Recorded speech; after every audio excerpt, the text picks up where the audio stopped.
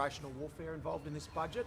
I mean, this from the former Treasurer who dropped the debt bomb. I mean, from his hand came the budgets that left us in this precarious mess. It's the Labor government that spent ourselves into the fastest decline in debt of any OECD country by percentage point.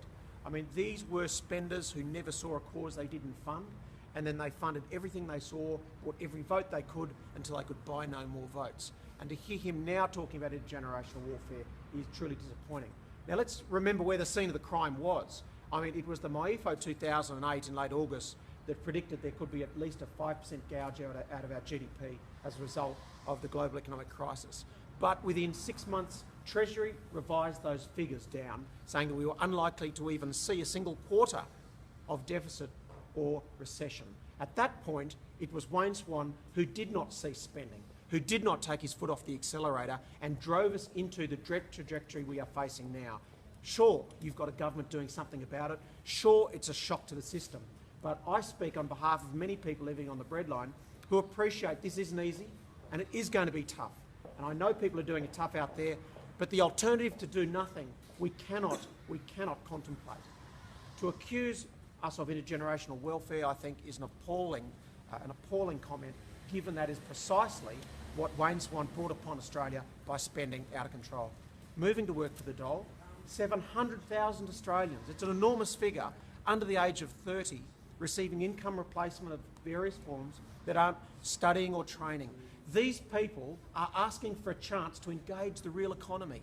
These people are saying we've had enough of Xbox, sitting at home, being part of the informal economy, or walking the dog. These people need to be able to find a chance to get out of that cycle and being able to access work for the Dole, not just in government agencies with a publicly funded supervisor, but to be able to work in a real job in the private sector is what they're asking for. And that's why yesterday I called on the government to contemplate broadening this base of work for the Dole opportunities for people so they can actually work shoulder to shoulder in small business with people who actually have a job, with a real boss, and getting the skills you need to one day enter the economy and not spend your life on welfare. I mean, how do you see PIFO? Is it a best estimate or is it a true state of the budget? I'd say it's as true as you can get. Look, in the end, these are all projections, but they're better than probably any other source of financial information that we have. You're right. Scott Morrison not quite on the same page on that? Oh, well, we'll wait and see. Your idea about work for the Dole, I mean, that's essentially providing free labour to small businesses. I mean, what about those who are, those particularly scrupulous? I mean, sure, there'll be people exploited under that proposal, wouldn't there? There shouldn't be any exploitation if it's properly supervised, like any program. I mean, let's remember that business pays around $80 billion of tax to run the system that pays the welfare for people to stay, off the breadline. I see no problem with people getting out of bed and going to work like everyone else. And business, if they can train someone up and give them self-esteem, confidence and skills to make them more employable, then again they're delivering a service to the economy. Is that going to drive down wages at all?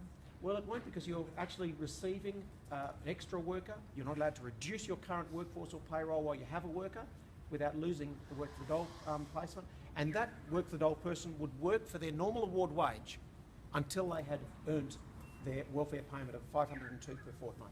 How do you think the government would react? Given we've got Chris McLean behind us here at the moment. What was the reaction to the government to your plan? I think there's interest in the plan, and there's a realisation that within 12 months we could have 360,000 young Australians with an activity requirement, and we know they can't be sucked up by the NGO sector. So they're better consider it, you think? Well, I hope they're considering it. That's how this building works. What was the reaction of the party room yesterday? Enthusiastic. Not quite standing ovation, but close.